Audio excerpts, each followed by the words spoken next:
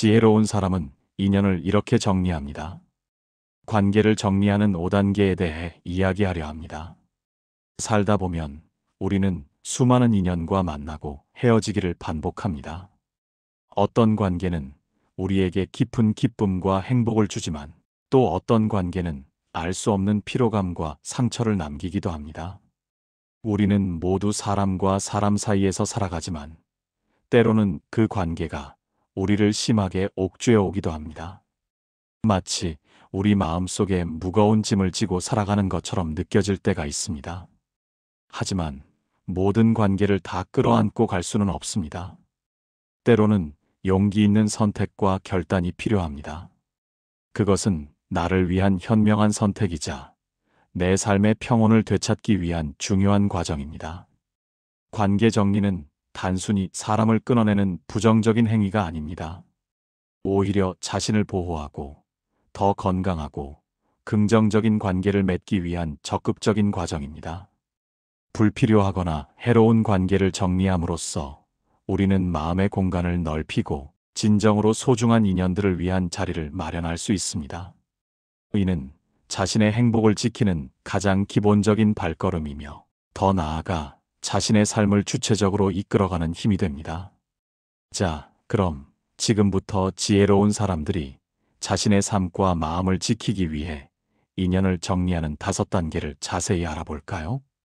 이 5단계는 여러분의 마음의 정원을 가꾸고 더 풍요로운 인간관계를 만들어가는데 소중한 나침반이 되어줄 것입니다. 첫 번째 단계는 내가 힘든 이유를 명확히 아는 것입니다. 우리는 왜 이 관계에서 힘들어하고 있을까요? 무엇이 나를 지치게 하고 내 삶의 에너지를 고갈시키는 걸까요? 막연한 감정이나 추측이 아닌 구체적인 사실을 바탕으로 내가 힘든 원인을 정확히 파악해보는 시간입니다. 마치 흐릿한 안개 속에 가려져 있던 실체를 찾아내듯 관계의 본질을 깊이 들여다보는 과정입니다. 단순히 저 사람이 나를 힘들게 해라고 생각하는 것을 넘어섭니다. 그 사람의 어떤 특정한 행동이나 말들이 나를 힘들게 하는지, 그리고 그것이 내 마음에 어떤 부정적인 영향을 미치고 있는지를 차분하고 객관적으로 들여다보는 것입니다. 혹시 내가 그 사람의 감정 쓰레기통이 되어주고 있지는 않은지, 아니면 항상 나만 손해보는 듯한 느낌을 받고 있지는 않은지, 내면의 목소리에 귀 기울여야 합니다. 예를 들어볼까요? 만날 때마다 자신의 이야기만 늘어놓고 다른 사람의 어려움에는 전혀 귀 기울이지 않는 친구가 있습니다. 처음에는 그 친구의 활발함이나 솔직함이 좋았을 수도 있습니다. 하지만 시간이 지날수록 나는 그저 감정 쓰레기통이 된 듯한 느낌을 받습니다. 내 이야기는 한 번도 꺼내지 못하고 항상 들어주기만 하는 역할에 지쳐갑니다. 이런 감정은 결코 우연이 아닙니다. 이것은 내 에너지가 고갈되고 있다는 내 마음이 보내는 명백한 신호인 것입니다. 지혜로운 사람은 이런 내면의 신호를 결코 무시하지 않습니다. 오히려 더욱 예민하게 감지하고 그 원인을 파고듭니다. 왜 이 친구와의 관계에서 나는 늘 기진맥진하는가? 나는 이 관계에서 무엇을 얻고 있으며 무엇을 잃고 있는가? 와 같은 질문들을 스스로에게 던져보는 것이 중요합니다. 때로는 관계가 너무 오래되어 익숙함 때문에 그 부정적인 측면을 보지 못하는 경우도 있습니다. 원래 저런 사람이야. 내가 좀 더 이해하면 괜찮겠지라는 생각으로 스스로를 위로하며 관계에 덫에 갇히곤 합니다. 하지만 물을 계속 채워도 새는 물통처럼 아무리 노력해도 채워지지 않는 관계들이 있습니다. 오히려 우리의 소중한 시간과 감정만을 낭비하게 만드는 관계들이지요. 지혜로운 사람은 이러한 관계의 본질을 꿰뚫어 봅니다. 겉으로 보이는 화려함이나 오래된 인연이라는 명분에 속지 않고 그 관계가 자신에게 진정으로 어떤 의미와 가치를 가지는지를 냉철하게 판단합니다. 이 과정은 결코 쉽지 않습니다. 때로는 내가 오랫동안 소중하게 여겼던 관계가 사실은 나를 갉아먹고 있었다는 아픈 진실을 인정해야 할 수도 있습니다. 하지만 이 아픈 진실을 직면하는 용기야말로 진정으로 건강한 관계를 향한 첫걸음이 됩니다. 고통스러운 깨달음이지만 이 깨달음을 통해 우리는 비로소 우리 자신을 보호하고 우리 삶의 방향을 올바르게 설정할 수 있게 됩니다. 내면의 소리에 귀 기울이고 관계의 본질을 꿰뚫어보는 이 과정이야말로 지혜로운 관계, 정리의 가장 근본적인 토대가 됩니다. 이것은 자신을 이해하는 깊이 있는 성찰의 시작입니다. 두 번째 단계는 관계의 우선순위를 재정립하는 것입니다. 첫 번째 단계에서 우리가 어떤 관계에서 왜 힘들어하는지, 그 관계가 우리에게 어떤 부정적인 영향을 미치는지 명확히 인지했다면, 이제는 그 관계가 우리 삶에서 어떤 위치를 차지해야 할지 결정할 때입니다. 마치 제한된 저장 공간을 가진 스마트폰처럼 우리에게도 시간과 에너지라는 한정된 자원이 있습니다. 불필요한 앱들이 너무 많으면 정작 중요한 앱을 실행할 수 없듯 불필요하거나 해로운 관계들이 우리의 에너지와 시간을 잠식하면 진정으로 소중한 관계에 투자할 여력이 사라집니다. 플라톤은 가장 소중한 것은 가장 먼저 얻어야 한다고 말했습니다. 우리의 삶에서 가장 소중한 것이 무엇인지, 그리고 어떤 관계가 우리의 가치와 목표에 부합하는지 생각해 볼 필요가 있습니다. 모든 사람과 좋은 관계를 유지하려는 욕심은 때로는 독이 될 수 있습니다. 이는 마치 모든 씨앗을 심으려다가 결국 어느 하나도 제대로 키우지 못하는 농부와 같습니다. 우리는 한정된 씨앗을 가장 비옥한 땅에 심고 가장 잘 자랄 수 있도록 돌봐야 합니다. 관계도 마찬가지입니다. 나를 지지하고 나를 성장시키며 나에게 긍정적인 영향을 주는 관계에 우리의 시간과 에너지를 집중해야 합니다. 반대로 나를 비난하고 나를 깎아내리며 나에게 부정적인 감정만을 안겨주는 관계는 우선순위에서 과감히 낮춰야 합니다.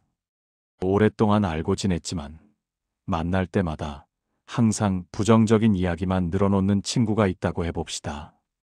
그 친구는 항상 자신의 불행을 토로하고 다른 사람을 비난하며 세상의 모든 것을 비판적인 시선으로만 바라봅니다. 처음에는 동정심으로 혹은 오랜 관계라는 이유로 그 이야기를 들어주었을 것입니다. 하지만 매번 만날 때마다 나의 기분까지 침체되고 심지어는 나 스스로도 부정적인 생각에 빠져드는 것을 느낀다면 이 관계는 재고해 볼 필요가 있습니다. 이 관계가 나에게 주는 것은 무엇이며 빼앗아가는 것은 무엇인가요? 아마도 빼앗기는 것이 훨씬 많을 것입니다. 이럴 때는 그 관계의 우선순위를 낮추는 용기가 필요합니다. 이는 단순히 그 친구를 멀리하라는 의미가 아닙니다. 만남의 빈도를 줄이거나 만나더라도 깊은 대화보다는 가벼운 안부만 주고받는 식으로 관계의 형태를 조절하는 것입니다. 또한 온라인에서 불필요한 갈등을 유발하거나 타인의 사생활을 동의 없이 공유하는 SNS 속 관계들도 마찬가지입니다. 이런 관계들은 우리의 정신 건강에 해로울 뿐만 아니라 불필요한 감정 소모를 야기합니다. 때로는 관계를 끊는 것이 아니라 관계에 대한 우리의 기대치를 낮추는 것만으로도 큰 변화를 가져올 수 있습니다. 상대방이 변할 것이라는 헛된 기대를 버리고 그 사람의 본 모습을 있는 그대로 받아들이는 것입니다. 이는 포기가 아니라 지혜로운 인정입니다. 기대치가 낮아지면 실망감도 줄어들고 관계에서 오는 스트레스도 훨씬 줄어들게 됩니다. 결국 우선순위 재정립은 우리 삶의 공간을 넓히는 작업입니다. 불필요한 것들을 덜어내야만 진정으로 중요한 것들이 채워질 수 있습니다. 우리의 소중한 삶의 에너지를 어디에 집중할 것인가? 이 질문에 대한 답을 찾는 것이 바로 두 번째 단계의 핵심입니다. 자신에게 집중하고 자신을 사랑하는 관계를 우선순위에 두는 지혜가 필요한 순간입니다. 세 번째 단계는 지혜롭게 거리를 두는 것입니다. 어떤 관계에 힘을 주고 어떤 관계에 힘을 뺄 것인지 결정했다면 이제는 그 결정을 실질적인 행동으로 옮길 때입니다. 마치 섬세한 조향사가 향수의 농도를 조절하듯 관계의 농도를 조절하는 것과 같습니다. 너무 진하면 답답하고 너무 옅으면 존재감이 없듯 관계에도 적절한 거리가 필요합니다. 스토아 철학자 세네카는 가장 행복한 삶은 마음의 평온을 추구하는 삶이라고 했습니다. 우리의 마음에 평온을 해치는 관계라면 과감히 거리를 둘 줄 아는 지혜가 필요합니다. 거리두기라고 해서 무조건 관계를 단절하라는 의미는 아닙니다. 오히려 관계의 끈을 서서히 옅어지게 만드는 방법들을 사용하는 것입니다. 전화를 받지 않거나 문자 메시지 답장을 늦추는 것과 같은 소극적인 방법부터 시작할 수 있습니다. 예전에는 매주 만났던 사람이라면 이제는 한 달에 한 번, 혹은 분기에 한 번으로 만남의 빈도를 줄이는 것입니다. 대화의 내용도 조절할 수 있습니다. 깊은 감정적인 교류를 나누기보다는 날씨 이야기나 가벼운 안부와 같이 상투적인 대화만 나누는 것이죠. 이런 방식으로 자연스럽게 관계의 밀도를 낮추다 보면 상대방도 점차 눈치채고 관계의 거리가 자연스럽게 멀어지게 됩니다. 이는 상대방에게 직접적으로 상처를 주지 않으면서도 나 자신을 보호할 수 있는 부드러운 방법입니다. 물론 어떤 관계에서는 단호한 선 긋기가 필요할 때도 있습니다. 특히 상대방이 우리의 경계를 지속적으로 침범하거나 무례한 행동을 반복할 때 그렇습니다. 지속적으로 약속을 어기거나 우리의 시간과 감정을 존중하지 않는 사람에게는 분명하게 불쾌감을 표현하고 더 이상의 만남을 피하는 것이 현명합니다. 이때 중요한 것은 감정적으로 대응하지 않는 것입니다. 화를 내거나 비난하기보다는 침착하고 단호하게 우리의 입장을 전달하고 더 이상 관계를 유지하기 어렵다는 메시지를 분명히 하는 것이 필요합니다. 내가 약속을 자꾸 어겨서 나는 더 이상 너를 신뢰하기 어렵다. 당분간은 만나지 않는 것이 좋겠다와 같이 구체적인 행동을 언급하며 우리의 감정을 전달하는 것입니다. 그리고 때로는 관계 속에서 우리가 감정 쓰레기통 역할을 하고 있지는 않은지 돌아볼 필요가 있습니다. 주변에 자신의 부정적인 감정을 끊임없이 쏟아내고 다른 사람의 에너지를 고갈시키는 사람들이 있습니다. 이런 관계에서는 우리의 소중한 감정 에너지를 보호하기 위해 과감하게 거리를 두어야 합니다. 나는 지금 내 이야기를 들어줄 준비가 되어 있지 않아와 같이 우리의 한계를 분명히 표현하는 것도 중요합니다.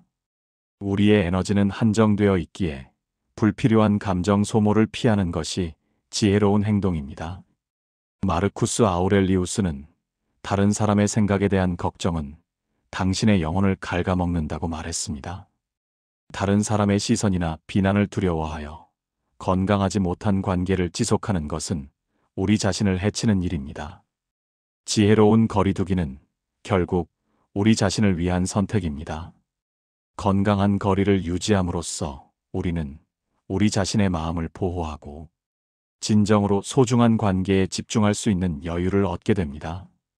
자신에게 가장 좋은 것을 선택하는 용기가 필요한 순간입니다. 네 번째 단계는 내 마음을 치유하는 것입니다. 앞선 단계에서 관계의 문제를 인지하고 우선순위를 재정립하며 적절한 거리를 두는 과정은 결코 쉽지 않습니다. 때로는 죄책감이 들고 때로는 상대방에 대한 미안함이 밀려오기도 하며 관계가 완전히 끝났다는 상실감에 빠지기도 합니다. 하지만 이 모든 감정들은 인간이라면 누구나 느낄 수 있는 아주 자연스러운 것입니다. 마치 상처가 아물기 위해 닦지가 않는 것처럼 관계 정리의 과정에서도 우리는 마음의 상처를 겪게 됩니다. 중요한 것은 이 상처를 어떻게 다루고 치유하는가입니다. 아리스토텔레스는 인간은 본성적으로 사회적 동물이다라고 말했습니다.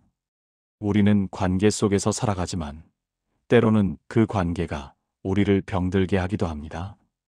관계를 정리하는 것은 결국 우리 자신을 위한 숭고한 행위이며 이 과정을 통해 우리는 더욱 단단하고 건강한 존재로 거듭날 수 있습니다. 우리는 스스로를 돌보고 치유할 권리가 있습니다. 내 마음을 치유하는 첫걸음은 바로 나쁜 감정을 해소하는 것입니다. 관계 정리 과정에서 생기는 분노, 슬픔, 배신감, 외로움 등의 감정들을 애써 외면하거나 억누르지 않는 것입니다. 이러한 감정들을 인정하고 솔직하게 마주해야 합니다. 일기를 쓰거나 믿을 수 있는 친구와 이야기를 나누는 것도 좋은 방법입니다. 때로는 전문 상담가의 도움을 받는 것도 현명한 선택입니다. 감정을 해소하는 과정에서 우리는 그 관계에서 느꼈던 부정적인 감정의 원인을 파악하고 스스로 해결책을 찾으려 노력해야 합니다. 회피가 아닌 직면을 통해 우리는 감정의 늪에서 벗어날 수 있습니다. 스스로를 이해하고 받아들이는 것이 치유의 시작입니다. 누군가에게 지속적으로 무시당하고 깎아내려지는 관계를 끊었다고 가정해 봅시다. 관계를 끊은 후에도 자존감이 낮아지거나 자기 비하적인 생각에 빠질 수 있습니다. 이때 나는 왜 저 사람에게 휘둘렸을까? 라는 질문을 던져보고 내 안에 어떤 부분이 그런 관계를 허용했는지 탐색해야 합니다. 어쩌면 인정받고 싶다는 욕구가 너무 강했거나 혼자 되는 것에 대한 두려움 때문이었을 수도 있습니다. 이런 자기 성찰을 통해 우리는 같은 실수를 반복하지 않을 지혜를 얻게 됩니다. 과거의 상처에서 배우고 성장하는 것입니다. 또한 긍정적인 마음 유지는 치유 과정에서 필수적입니다. 관계 정리라는 힘든 과정을 거치면서 우리는 부정적인 생각에 빠지기 쉽습니다. 하지만 모든 관계가 좋을 수만은 없다는 것을 인정하고 긍정적인 면을 찾으려 노력해야 합니다. 이번 관계 정리를 통해 내가 무엇을 배웠는지, 어떤 점에서 성장했는지를 돌아보는 것입니다. 나는 이제 나 자신을 더 잘 보호할 수 있게 되었다. 나의 가치를 더 잘 알게 되었다와 같이 긍정적인 메시지를 스스로에게 전달하는 것이 중요합니다. 자신을 칭찬하고 격려하는 과정을 통해 내면의 힘을 기르는 것입니다. 마음 챙김 연습도 큰 도움이 됩니다. 현재의 순간에 집중하고 우리의 감정을 객관적으로 바라보는 훈련을 통해 우리는 감정의 소용돌이에서 벗어나 평온을 찾을 수 있습니다. 명상이나 요가, 심호흡과 같은 활동은 마음을 안정시키고 스트레스를 줄이는 데 효과적입니다. 이러한 자기 돌봄은 치유 과정에서 매우 중요합니다. 마지막으로 자신에게 집중하기가 중요합니다. 관계 정리로 인해 생긴 빈자리를 새로운 취미 생활이나 자기 개발로 채워나가는 것입니다.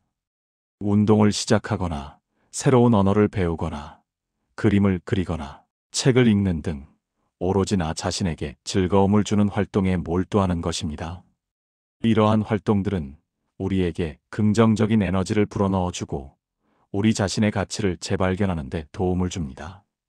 자신을 소중하게 생각하고 스스로에게 긍정적인 에너지를 불어넣어주는 것. 이것이야말로 진정한 치유의 과정입니다. 자신을 사랑하는 마음이 모든 관계의 시작임을 잊지 마세요. 관계 정리 후에도 상대방을 험담하거나 비난하는 것은 피해야 합니다. 이는 우리의 마음을 다시 부정적인 감정으로 채우는 것과 같습니다. 과거의 관계에 대한 미련이나 분노는 모두 내려놓고 오직 우리 자신의 평온과 성장에 집중해야 합니다. 이 과정은 마치 아팠던 상처에 새살이 돋아나는 것과 같습니다. 당장은 아프고 힘들지라도 이 과정을 통해 우리는 더욱 단단하고 지혜로운 존재로 성장할 수 있습니다. 자신을 위한 진정한 자유를 얻는 단계입니다. 다음 마지막 단계에서는 이 치유된 마음을 바탕으로 어떻게 건강하고 새로운 관계를 시작하고 유지할 것인지에 대해 이야기해 보겠습니다. 관계의 지혜는 결국 자신을 사랑하는 법을 아는 데서 비롯됩니다. 이제 대망의 마지막 단계, 5번째는 새로운 관계를 건강하게 맺는 것입니다. 이전 4단계를 거쳐 마음을 치유하고 이제는 더 이상 우리를 해치는 관계에 휘둘리지 않을 준비가 되었습니다. 비 온 뒤에 땅이 더 단단해지듯 힘든 관계 정리를 통해 우리는 더욱 성숙해지고 단단해졌습니다. 이제는 더 나은 관계를 향해 나아갈 시간입니다. 칼릴 지브라는 그의 저서 예언자에서 함께 있되 너무 가까이서 있지는 마라. 사원의 기둥들도 서로 떨어져서 있고 참나무와 사이프러스 나무도 서로의 그림자 속에서 자라지 않는다고 말했습니다. 이는 관계에서 건강한 거리와 각자의 독립성이 얼마나 중요한지를 역설하는 것입니다. 새로운 관계를 맺을 때 가장 중요한 것은 진정성 있는 태도 유지입니다. 계산적이거나 이기적인 태도로 관계에 임하는 것은 결국 불필요한 마찰과 오해를 낳을 뿐입니다. 상대방에게 진심으로 다가가고 상대를 배려하는 마음을 가지는 것이 건강한 관계의 첫걸음입니다. 단순히 말을 예쁘게 하는 것을 넘어 상대방의 이야기에 진심으로 귀 기울이고 상대방의 감정을 존중하는 것을 의미합니다. 새로운 사람을 만났을 때 상대방의 말에 건성으로 답하거나 자신의 이야기만 늘어놓는 대신 진정으로 궁금해하고 질문하며 공감하려는 노력을 기울여야 합니다. 상대방의 어려움을 들었을 때는 진심으로 위로하고 기쁜 일이 있을 때는 함께 기뻐해 주는 것입니다. 이러한 진정성은 언젠가 상대방에게 전달될 것이고 깊은 신뢰를 쌓는데 결정적인 역할을 할 것입니다. 또한 적절한 경계 설정이 중요합니다. 우리는 앞선 단계에서 관계의 우선순위를 재정립하고 거리를 두는 법을 배웠습니다. 이러한 소중한 경험을 바탕으로 새로운 관계에서도 우리의 경계를 분명히 설정하는 것이 필요합니다. 우리가 어떤 것을 편안하게 받아들이고 어떤 것은 불편하게 느끼는지를 상대방에게 솔직하고 명확하게 전달해야 합니다. 개인적인 질문에 답하기 싫을 때는 그것에 대해서는 이야기하고 싶지 않다고 정중하게 거절할 수 있어야 합니다. 우리의 시간이나 에너지를 과도하게 요구하는 행동에 대해서도 지금은 다른 일이 있어서 어렵다고 분명히 선을 그을 줄 아는 용기가 필요합니다. 이것은 상대방에게 이기적인 사람으로 비칠까봐 두려워하는 대신 우리 자신을 보호하고 존중하는 행위입니다. 건강한 관계는 서로의 경계를 존중하는 바탕 위에서 비로소 성장합니다. 서로의 다름을 인정하고 존중할 때 비로소 진정한 조화가 이루어질 수 있습니다.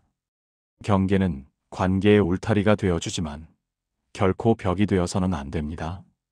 마지막으로 자기 사랑과 집중은 모든 관계의 기반이 됩니다. 우리는 관계를 통해 행복을 찾으려 하지만 진정한 행복은 언제나 우리 자신에게서 시작됩니다.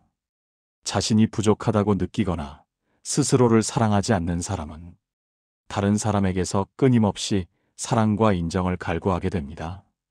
이런 태도는 종종 건강하지 못한 관계를 반복하게 만듭니다. 우리는 자기 개발과 취미 생활을 통해 자신을 더욱 풍요롭게 만들고 긍정적인 에너지를 채워나가야 합니다. 나 자신이 행복하고 만족스러울 때 우리는 비로소 다른 사람에게도 긍정적인 영향을 미치고 건강하고 균형 잡힌 관계를 형성할 수 있습니다. 마르쿠스 아우렐리우스는 당신이 얻는 모든 행복은 당신 자신의 행동에서 비롯된다고 말했습니다. 관계에서 오는 행복 또한 우리가 관계를 어떻게 대하고 우리 자신을 어떻게 돌보느냐에 달려 있습니다. 결국 나를 사랑하는 것이 건강한 관계의 가장 강력한 초석이 됩니다. 결론적으로 지혜로운 사람이 인연을 끊는다는 것은 단순히 관계를 단절하는 것을 의미하지 않습니다. 그것은 우리 자신을 더 깊이 이해하고 우리의 가치를 지키며 진정으로 소중한 인연들을 위한 공간을 마련하는 숭고한 과정입니다.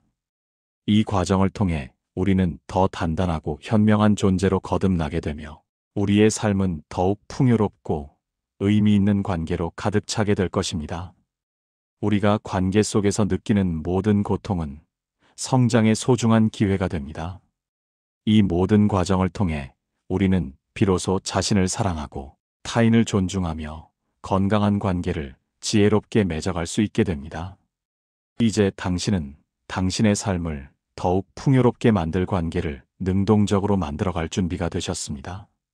이 5단계를 통해 자신의 마음을 지키고 진정한 행복을 찾아가시길 진심으로 응원합니다. 오늘 제가 드린 이야기가 당신의 마음에 작은 위로와 깊은 지혜가 되었기를 바랍니다. 만약 이 이야기가 좋았다면 주변의 소중한 사람들과도 함께 나누어 주세요. 구독과 좋아요는 더 많은 분들이 이 지혜로운 여정에 동참할 수 있도록 큰 힘이 됩니다.